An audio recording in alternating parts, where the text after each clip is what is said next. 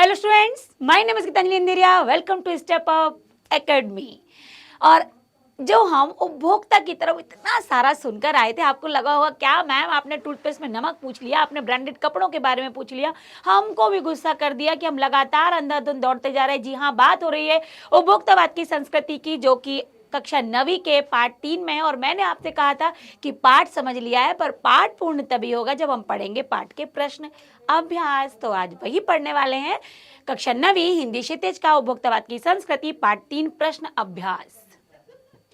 अब यहाँ पर देखिए, लेखक के अनुसार जीवन में सुख से क्या अभिप्राय है? सुख क्या है लेखक के अनुसार?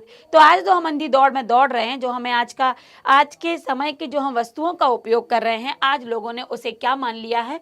अपने आराम को सुख माना है। लेखक के अनुसार जीवन में सुख का अभिप्राय केवल उपभोग सुख नहीं है। मतलब ये माना है कि वर्तमान में तो लोग उपभोग को सुख मानते हैं, लेकिन लेखक के अनुसार केवल उपभोग करना ही सुख नहीं है। विभिन्न प्रकार के मानसिक, शारीरिक, सूक्ष्म आराम भी सुख कहलाते हैं, परंतु आजकल लोग केवल उपभोग के साधनों को भोगने को ही सुख समझते हैं। तो लेखक ने ये कहा है कि मानसिक, शारीरिक रूप से जो हमें सुख प्राप्त होता है उसको सुख कहा गया है। किंतु आज व्यक्ति उपभोग जो जिन सामानों का करता है, जिस लाइफ में, लग्जरी लाइफ में वो जीना चाहता है, उसको उसने क्या मान लिया है? सुख मान लिया है। अगला प्रश्न है, आज की उपभोक्तावादी संस्कृति हमारे दैनिक जीवन को किस प्रकार प्रभावित कर रही है? तो आज की उपभोक्तावादी संस्कृति हमारे दैनिक जीवन बिल्कुल प्रभावित करके आज हम विज्ञापनों की दुनिया में दौड़ते जा रहे हैं। आज की उपभोक्ता संस्कृति हमारे दैनिक जीवन को पूरी तरह प्रभावित करके रखा है। आज उपभोक्तावादी संस्कृति के प्रचार और प्रसार के कारण हमारी सांस्कृतिक परंपराएं, हमारी मान्यताएं, आस्थाएं घटती जा रही हैं। समाज में जो संबंध हैं वो भी असंतुलित होते जा रहे हैं। समाज में आपसी जो समानता थी वो भी समाप्त होती जा रही है। अशांति और आक्रोश बढ़ रहा है। आज हर तंत्र पर विज्ञापन हावी हो गया है। परिणामतः हम वही खाते पीते और पहनते ओढ़ते हैं जो आज विज्ञापन कहते हैं।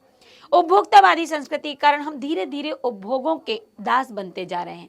सारी मर्यादाएं, नैतिकताएं समाप्त होती जा रही हैं। मनुष्य स्वार्थ केंद्रित होता जा रहा है। विकास का लक्ष्य हमारे से दूर होता जा रहा है। हम लक्ष्यहीन हो गए हैं। तो इस संस्कृति ने हमारी संस्कृति पर बहुत प्रभाव डाला। उपभोक्तावाद की संस्कृति से हमारे जो आपसी प्रेम होते हैं वो कम होते जा रहे हैं। लोग व्यक्ति के एक व्यक्तिगत स्थान पर या एक मात्र किसी एक व्यक्ति पर जाकर केंद्रित हो रहा है। लोगों के अंदर जो परमार्थ की भावना थी वो स्वार्थ में परिवर्तित होती जा रही है। समाज में लोगों के अंदर अशांति और आक्रोश फैल चुका है। लोगों के उनकी जो सोच है उस सोच पर वर्तमान या पाश्चात्य संस्कृति ने अपना प्रभाव डाल दिया है। विज्ञापन अपना प्रभाव डाल रहे हैं। विज्ञापनों ने ही उनको जीना सिखा दिया है। विज्ञापन अपने तरीके से उनको जीवित रखे हुए हैं। खाने पीने ओढ़ना हम वैसा ही करते हैं जैसा विज्ञापन कहते हैं। हम विज्ञापनों के और हम पाश्चात्य संस्कृति के निरंतर दास बनते जा रहे हैं, जिसका प्रभाव हमारी संस्कृति पर पड़ रहा है। लेखक ने उपभोक्ता संस्कृति को हमारे समाज के लिए चुनौती क्यों कहा है? तो उपभोक्ता संस्कृति हमारे समाज के लिए चुनौती ही है, क्योंकि समाज की मर्यादाएं और नैतिकताओं के जो पक्षधर थे गांधी जी चाहते थे लोग सदाचारी, संयमी और नैतिक बने। लोगों में परस्पर प्रेम और भाईचारे की भावना हो। सामाजिक सरोकार बढ़े, लेकिन उपभोक्तावाद की संस्कृति ने इसके विपरीत कार्यों को करना प्रारंभ कर दिया। वह भोग बढ़ाती है, नैतिकता और मानवता को कम करती है, मर्यादाओं का ह्रास होता है। गांधी जी चाहते थे कि हम अपनी बुनियाद, अपनी संस्कृति पर कायम रहें, किंतु उपभोक्तावाद की संस्कृति ने पाश्चात्य संस्कृति को लेकर आ गए। हमारे यहाँ की संस्कृति को समाप्त कर दिया। हमारी संस्कृति की ह्रास होने लगा, कमी आने लगी, मनुष्य स्वार्थ में अंधा होने लगा भविष्य के लिए, और यह एक बड़ी चुनौती है। तो गांधी के सपनों का भारत अब वो भारत नहीं रहा। मर्यादाओं का उल्लंघन हो गया, मानवता का उल्लंघन हो गया, नैतिकता का उल्लंघन हो गया। हमारे पर सीधा सीधा उपभोग या पाश्चात्य उपभोग जो है वो हमारे ऊपर हावी हो गया है, जो वर्तमान समय में तो चल ही रहा है, लेकिन भविष्य के लिए यह एक चुनौती बन जाएगा, क्योंकि इससे हमारा समाज संस्कृति का पतन हो जाएगा। आशा स्पष्ट कीजिए, जाने अनजाने आज के माहौल में आपका चरित्र भी बदल रहा है और आप उत्पाद को समर्पित होते जा रहे हैं। बिल्कुल सही बात है। यहाँ पर लेखक कहना चाह रहे हैं कि यदि जाने अनजाने में आप ना चाहकर भी विज्ञापनों की तरफ खिंचते चले जा रहे हैं, जो समाज में दिखावे की बात है या जो समाज में अच्छा कहा जाता है या विज्ञापन ने जिसे अच्छा कह दिया, आप उसे स्वीकार कर लेते हैं। तो आप उस माहौल में आप अपना चरित्र भी बदल रहे हैं। आप जिस तरीके के पहनावे को पसंद नहीं करते थे, आज की संस्कृति ने, आज की उस विज्ञापन ने आपको उस पर हावी बना दिया, आप उसको मानने लगे हैं। तो आपके चरित्र में बदलाव आ गया है। आपके स्वार्थ, आप परमार्थ में थे, अब आप स्वार्थी बनते जा रहे हैं। आप अभी तक केवल आप उपभोग की वस्तुएं लेते थे, आप उसका उपभोग करते थे, लेकिन आज आप उस उपभोग वाली वस्तु पर समर्पित हो गए हैं। वो हमारे लिए नहीं, अब हम उसके लिए हो गए हैं। अब यहाँ पर देखिए, और उपभोक्तावादी संस्कृति का प्रभाव अप्रत्यक्ष है। इसके प्रभाव में हमारा चरित्र परिवर्तित हो रहा है। हम उत्पादों का उपभोग करते करते इतने मग्न हो गए हैं, उनके इतने गुलाम हो गए हैं, बल्कि अपने जीवन का लक्ष्य ही उपभोग करना मान लिया है हमने। आज हम भोग को ही सुख मान बैठे हैं। यही इसका आशय है कि लगातार हम उपभोग के साधन में इतने व्यस्त हो गए हैं और इतना पीछे दौड़ चुके हैं कि उसको ही अपना लक्ष्य मान लिया है। प्रतिष्ठा के अनेक रूप होते हैं, चाहे वे हास्यास्पद ही क्यों ना हो जाए। लोग अपनी प्रतिष्ठा बताने के लिए बड़ी अधिक महंगी महंगी सामग्री का इस्तेमाल करते हैं। विदेशों में तो मरने के बाद भी उस अपने कब्र के स्थान पर या कब्र जहाँ होगी वहाँ पर बहुत सुंदर फूल होने चाहिए, हरी भरी घास होनी चाहिए, संगीत चलना चाहिए। ये सब बातें सुनने में हंसी की लगती हुई हैं, लेकिन लोग आज के दिखावे में उसको भी पीछे छोड़ देते। भले वो हंसी का पात्र ही क्यों ना बन जाए, लेकिन प्रतिष्ठा बनी रहनी चाहिए। सामाजिक प्रतिष्ठा विभिन्न प्रकार की होती है। कई रूप तो बिल्कुल भी विचित्र होते हैं, हास्यास्पद होते हैं। हंसने योग्य हमारी सामाजिक प्रतिष्ठा को बढ़ाने के लिए ऐसे बहुत सारे कार्य और व्यवस्थाएं हैं कि अनायास हंसी फूट पड़ती। जैसे अमेरिका में अंतिम संस्कार के बाद लोगों ने उसके मतलब अपने मृत्यु के बाद भी विश्राम के लिए अच्छे प्रबंध कराए हैं। ये झूठी प्रतिष्ठा है जिसे सुनकर हंसी आती है। और ये उदाहरण में यहाँ पर ये सब सर्वश्रेष्ठ यही उदाहरण होगा। रचना और अभिव्यक्ति में आइए तो कोई वस्तु हमारे लिए उपयोगी हो या ना हो, लेकिन टीवी पर विज्ञापन देखकर हम उसे खरीदने के लिए अवश्य लालायत होते हैं। क्यों? क्योंकि आज हम उपभोक्ताओं और जो उत्पादन है उसके पीछे, उत्पादन हमारे कारण बढ़ता जा रहा है। विज्ञापन को देखते ही हम उसकी अंधी दौड़ में दौड़ते जा रहे हैं। विज्ञापन ने हमारे मस्तिष्क को अपने कंट्रोल में ले लिया है। आज हम विज्ञापन को देखते हैं, वर्तमान समाज में हम जी रहे हैं, दिखावे के जीवन के साथ हम जुड़ते चले जा रहे हैं, जिससे आज जो भी विज्ञापन में आता है हम ना चाहते हुए उसके पीछे भागते जा रहे हैं। विज्ञापनों का प्रभाव अत्यंत सूक्ष्म और सम्मोहक होता है। विज्ञापन की भाषा बहुत ही मोहक होती है। विज्ञापन हमें अपने में कंट्रोल करने की पावर भी रखता है।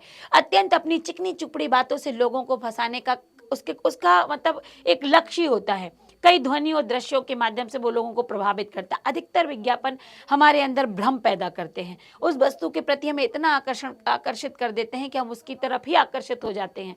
हम वही खरीदते हैं जो विज्ञापन हमें खरीदने के लिए कहता है। विज्ञापन से हम अनुपयोगी वस्तुएं खरीदने के लिए लालायत हो जाते। तो आपने देखा होगा किसी भी विज्ञापन में किसी वस्तु की इतनी गुणवत्ता बताई जाएगी कि आप ना चाह कर भी एक बार उस वस्तु को देखने जरूर जाएंगे और एक बार उसका इस्तेमाल भी करना चाहेंगे। तो आपने एक बार खरीदा, उनका तो बिक्री हुई, उन्होंने तो अपना सामान बेचा, उन्होंने तो आपको मूर्ख बना ही लिया। तो विज्ञापन में सम्मोहन की शक्ति होती है, वशीकरण होता है। विज्ञापन में इतनी मिठास, इतना चिकना चुपड़ापन और इतनी बातें उसके बारे में कई तरीके से बताई जाती हैं कि व्यक्ति ना चाहते हुए विज्ञापन की तरफ मोह कर ही लेता है और विज्ञापन जो चाह रहा था वो कार्य हम ना चाहते हुए भी पूर्ण कर देते हैं। आपके अनुसार वस्तुओं को खरीदने का आधार वस्तु की गुणवत्ता होनी चाहिए, उसका विज्ञापन। तर्क बताइए। वस्तु को खरीदने में वस्तु का जो आधार है वो गुणवत्ता होनी चाहिए। किसी वस्तु में कितना गुण है।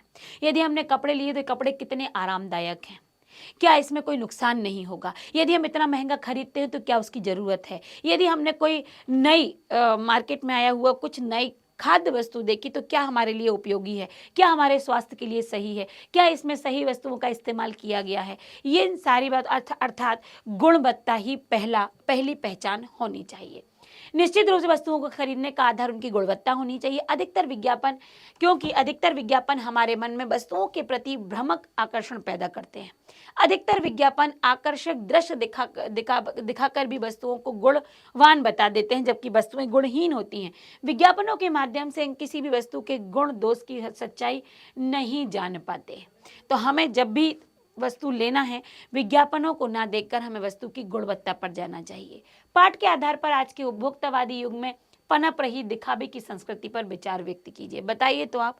बिल्कुल, पाठ के आधार पर हर तरफ दिखावा है। व्यक्ति जहां कम सामान में या फिर सस्ती वस्तुओं में भी अपना कार्य कर सकता है। जैसे उदाहरण आया था घड़ी का, कि हम घड़ी यदि सस्ती भी लेते हैं या आपके बजट में जितनी यदि आप उतनी लेते हैं तो वो भी आपके लिए समय दिखाती है, किंतु 1,00,000, 2,00,000, 5,00,000 की घड़ी लेकर यदि समय दिखाया जाता है तो वही समय दिखता है, लेकिन व्यक्ति दिखावे की अंधी दौड़ में दौड़ रहा है, इसलिए वह कई बार अपना नुकसान करता है। यह बात बिल्कुल सच है कि आज दिखावे की संस्कृति पनप रही है। आज लोग अपने को आधुनिक में अत्याधुनिक और कुछ हटकर दिखाना चाहते हैं। इस चक्कर में वह कीमती से कीमती सौंदर्य प्रसाधन, म्यूजिक सिस्टम, घड़ी, कपड़े, मोबाइल खरीदते हैं। समाज में आजकल इन चीज़ों से लोगों की हैसियत का पता चलता है। यहाँ तक कि लोग मरने के बाद भी अपने कब्र के लिए भी सुंदर फूल, बैठने के लिए म्यूजिक, वहाँ पर बैठे हो तो म्यूजिक और भी अधिक खर्च करने लगे हैं, ताकि वे दुनिया में अपनी हैसियत के लिए पहचाने जा सकें। तो यह दिखावे की संस्कृति नहीं तो और क्या है, बिल्कुल दिखावे की संस्कृति है। हम सस्ते मोबाइल पर भी अपना कार्य कर सकते हैं। हम जरूरत पड़ने पर ही लैपटॉप और कंप्यूटर का इस्तेमाल कर सकते हैं। हम सस्ती घड़ियों में भी समय देख सकते हैं। हम कपड़े भी वही ले सकते हैं जो हमारे ऊपर जच रहे हों, भले ही वो सस्ते हों या महंगे हों, लेकिन दिखावे के लिए महंगा खरीदना ये उचित नहीं है। मतलब दिखावे की संस्कृति में और दिखावे में हम निरंतर दौड़े आ रहे हैं। दिखावे की संस्कृति के बहुत से दुष्परिणाम अब सामने आ रहे हैं। हमारा चरित्र बदल रहा है, हमारी संस्कृति की पहचान, परंपराएं, आस्थाएं घट रही हैं, हमारे सामाजिक संबंध संकुचित हो गए हैं, मन में अशांति और आक्रोश बढ़ता जा रहा है, नैतिक मर्यादाएं घट रही हैं, व्यक्तिवाद या स्वार्थ, भोगवाद आदि कुवृत्तियां हमारे अंदर बढ़ती जा रही हैं। देखिए, जब हम इस दिखावे में जाते हैं तो हम अपने संबंध उस स्तर के लोगों से करने लगते हैं, भले हमारा उतना स्तर ना हो, तो मन में अशांति भी होती है, आक्रोश भी होता है, दुख भी होता है। हम अपने लोगों से पीछे हो जाते हैं, स्वार्थ में अंधे हो जाते हैं, मानसिक तनाव आने लगता है, हमारे संबंध बिगड़ने लगते हैं, व्यक्तिवादिता बढ़ने लगती है, मर्यादाएं हट जाती हैं, नैतिकता हट जाती है। ये सब कुछ क्या हो जाता है, ये वर्तमान समय के ये उपभोक्ता पनप रही है संस्कृति, इसके कारण है। आज की उपभोक्ता संस्कृति हमारे रीति रिवाजों, त्योहारों का किस प्रकार प्रभावित कर रही है, अपने अनुभव के आधार पर एक अनुच्छेद लिखिए। तो आज की उपभोक्ता वाली संस्कृति हमारे त्योहारों पर भी प्रभाव डाल रही है। अब त्योहार में भी लोगों के अंदर जो समानता का भाव था वो भी नष्ट हो रहा है। हमारे रीति रिवाज त्योहारों को प्रभावित कर रखा है। त्योहारों का मतलब एक दूसरे के साथ घुल मिलकर त्योहार मनाना है। नई नई कंपनियां जैसे इस मौके की तलाश में रहती हैं। त्योहारों के नाम पर वो इतने विज्ञापन निकालती हैं, ज़्यादा से ज़्यादा ग्राहकों को मतलब आकर्षित करने का कार्य करती हैं। पहले त्योहारों में सारे काम परिवार के लोग मिलकर करते थे, आज सारी चीज़ें बाजार से आती हैं, तैयार खरीद ली जाती हैं, बचा कुचा काम नौकर से करवा लिया जाता है। तो त्योहारों के समय जब आपसी मेल जोल के साथ हंस मिलकर नोक झोंक के साथ जब कार्य होते थे तो कार्य बहुत अच्छे होते थे, आपसी प्रेम बना रहता था। लेकिन आज जब प्रत्येक वस्तु पैकेट बंद आने लगी है तो हम उसे खरीद लेते हैं और आके घर में उपयोग कर लेते हैं। अब वो पारंपरिक व्यंजनों का बनाना समाप्त हो गया है। परिवार में तो पहले घर की औरतें ही कपड़े सिलती थी या सिलवाया करती थी, या घर में रंगोलियाँ बनाई जाती थी। आज हम लाते हैं, टैटू चिपका देते हैं, रंगोली भी हमें इस तरीके की मिल जाती है। हमें हर एक सामान, अब हम व्यंजन बनाने के लिए नहीं बैठते, अब हम सजावट के लिए नहीं बैठते, अब हम सोचने के लिए नहीं बैठते, सीधा मार्केट से जाके ले आते हैं। तो आपसी संबंध भी अब उतने मजबूत नहीं रहे हैं। त्योहारों का मजा जो मिलजुल कर होता था वो भी समाप्त होने लगा है। भाषा अध्ययन पर आते हैं। धीरे धीरे सब कुछ बदल रहा है। इस वाक्य में बदल रहा है, यह क्रिया है। क्रिया कैसे हो रही है, ये जो विशेषता बताई जा रही है उसको कहते हैं क्रिया विशेषण। धीरे धीरे हो रही है, तीव्र तीव्र हो रही है, जल्दी जल्दी हो रही है, आप धीमे बोल रहे हो, तेज बोल रहे हो, ऊंची आवाज में बोल रहे हो, ये सब क्या है? आपका बोलना क्रिया है। आप बोल किस ढंग से रहे हैं ये उसका विशेषण हो गया। तो यहाँ पर विशेषण जो क्रिया की विशेषता बताए वो क्रिया विशेषण, जो संज्ञा सर्वनाम की विशेषता बताए वो विशेषण, जो शब्द क्रिया की विशेषता बताते हैं उन्हें क्रिया विशेषण कहते हैं। जहाँ वाक्य में हमें पता चलता है कि क्रिया कैसे, कब और किस प्रकार से हो रही है, वह शब्द क्रिया विशेषण कहलाता है। ऊपर दिए गए उदाहरण को ध्यान में रखते हुए क्रिया विशेषण से युक्त 5 वाक्य पाठ में से छांट कर लिखिए, जो इस तरीके के पाठ में आए हैं जहां क्रिया की विशेषता बताई गई है। तो धीरे धीरे सब कुछ बदल रहा है। धीरे धीरे एक रीतिवाचक क्रिया है क्योंकि ढंग बताया जा रहा है। सब कुछ बदल रहा है, सब कुछ ये परिमाण है। आपको लुभाने के लिए जी तोड़ कोशिश में निरंतर लगी रहती है। तो निरंतर ये भी एक रीतिवाचक क्रिया है। सामंती संस्कृति के तत्व भारत में पहले भी आ रहे हैं, पहले भी रहे हैं। पहले कालवाचक है, क्योंकि देखिए आप जहां पर भी आप देखेंगे किसके पहले, क्रिया के पहले आ रहा है। अमेरिका में आज जो हो रहा है कल वह भारत में भी आ सकता है, भारत में भी आ सकता है, कब, कल। तो ये भी कालवाचक। हमारे सामाजिक सरोकारों में कमी आ रही है, कमी आ रही है किसमें, तो अच्छा कमी आ रही है, यहाँ पर आ रही और कमी, तो ये क्या हो गया, कम ज्यादा परिमाण हो गया। तो ये क्या है, क्रिया के पहले जिस प्रकार के विशेषण शब्दों का इस्तेमाल होता है उसकी यहाँ पर आपको प्रकारों के साथ बता दिया। रीतिवाचक है, परिमाणवाचक है, और यहाँ पर यदि वो कालवाचक है तो ये इन सब के यहाँ पर आपको जो अभ्यास आया उसके आधार पर यहाँ बताया गया।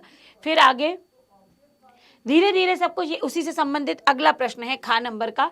धीरे धीरे, जोर से, लगातार, हमेशा, आजकल, कम, ज्यादा, यहाँ, इधर, उधर, इन क्रियाओं का प्रयोग करते हुए, ये विशेषण है, इनका प्रयोग करते हुए भी हमें वाक्य रचना करनी है। तो यहाँ पर देखिए, धीरे धीरे मेरा उससे परिचय हुआ, पानी जोर से बरसा, लगातार पानी बरसता रहा, संजना हमेशा दौड़ती है, आजकल राजू आजकल प्रतिदिन अभ्यास कर रहा है। तो ये क्या है, आजकल अभ्यास कर रहा है, आजकल पढ़ रहा है। हमारा दुख सबके सामने बहुत कम, उसके सामने बहुत कम है। आज मैं कुछ ज्यादा खा गया, यहाँ वह यहाँ आएगा, उधर उसने उधर मुड़कर देखा, बाहर चिड़िया बाहर विलख रही है। तो ये देखिए स्थानवाचक है, कालवाचक है, परिमाणवाचक है, इस प्रकार के जो शब्द आए हैं ये आपके। और तीसरा फिर आया है यहाँ पर गा का भी, कि नीचे दिए गए वाक्यों में से क्रिया विशेषण और विशेषण शब्द छांटकर अलग कीजिए। कल रात से निरंतर बारिश हो रही है, तो निरंतर बारिश होना ये यहाँ पर रीतिवाचक है, और कल रात से हो रही है तो यहाँ पर कालवाचक का भी प्रभाव देखा। कल रात से, तो क्या है, कल रात कालवाचक है और निरंतर क्या है यहाँ पर ये रीतिवाचक। अगला है, पेड़ पर लगे पके आम देखकर बच्चों के मुंह में पानी आ गया। तो पेड़ पर लगे पके आम देखकर, तो यहाँ पर पके आम क्या है, पके, ये तो आपका विशेषण हो गया, बच्चों के मुंह में पानी आ गया। तो यहाँ पर देखिए पके विशेषण है और मुंह में, तो ये मुंह में ये स्थानवाचक विशेषण है। अगला है, रसोई घर में आती पुलाव की हल्की खुशबू से मुझे, हल्की खुशबू, ये तो आपका वो परिमाण में हो गया। जोरों की भूख लगी, अब भूख लगने का भी होता है, एक तरीका भी होता है कि जोरों से भूख लगी तो रीतिवाचक, और हल्की पुलाव की हल्की खुशबू, तो यहाँ पर उन्होंने कहा है कि ये केवल विशेषण है। अगला है, उतना ही खाओ जितनी भूख है, उतना, जितना, उतना, तो ये आपका बता देते हैं संबंध, ठीक। अच्छा हाँ, जितनी उतनी की यदि बात की जाती है तो ये आपके संबंध को बता देते हैं। विलासिता की वस्तुओं से आजकल बाजार भरा पड़ा है, विलासिता की वस्तुओं से आजकल बाजार भरा पड़ा है, तो यहाँ पर विलासिता की वस्तुओं से आजकल बाजार भरा पड़ा है, ये हो रही है आपकी समय की बात, आजकल, तो ये आपका कालवाचक हो गया, और बाजार तो ये स्थानवाचक हो गया। का क्या भरा पड़ा है, बाजार। तो यहाँ पर आपने क्या देखा, क्रिया विशेषण को भी देखा, उतना, जितना, कब, आजकल, रीतिवाचक में क्रिया आपका रीतिवाचक, स्थानवाचक, कालवाचक, परिमाणवाचक, तो ये सब आपने यहाँ पर देखे। मतलब कहने का तात्पर्य ये जो आपका पाठ है ये क्रिया विशेषण से संबंधित है, क्योंकि आप जब व्याकरण पढ़ेंगे और व्याकरण की तैयारी हम करेंगे तो पाठ के आधार पर भी व्याकरण आपको बताई जाएगी। तो क्रिया विशेषण यहाँ पर आपका मुख्य तौर पर तृतीय पाठ में, आप मतलब पाठ 3 में उपभोक्तावाद की संस्कृति में देखेंगे। अब आप कह सकते हैं यहाँ आपने पूरा पाठ पढ़ लिया, आशय भी आपने स्पष्ट कर दिए, प्रश्नोत्तर भी देख लिए, रचना अभिव्यक्ति भी कर ली और भाषा अध्ययन भी कर लिया। तो पहले जो वीडियो आपने देखे होंगे तो उन वीडियो में हमने आपको पाठ पढ़ाया था 2 पार्ट में, और ये हमारा अभ्यास यहाँ पर आपका एक बार में कंप्लीट हो गया। तो उपभोक्तावाद की संस्कृति को अब आप बहुत अच्छे से पढ़ लीजिए, क्योंकि ये आप तैयार कर सकते हैं। ये आपको स्टेप अप एकेडमी की तरफ से मेरे साथ आपको पढ़ा दिया गया है, मेरे द्वारा, और मेरे साथ रहकर आपने इसको कंप्लीट किया। तो अगला वीडियो आपका अगला पार्ट लेकर आएंगे तो आप जल्दी ही रेडी भी रहिए और इसको फटाफट तैयार कर लीजिए, क्योंकि अगली तैयारी भी हमें अगले पार्ट के साथ करनी है। Thank you so much.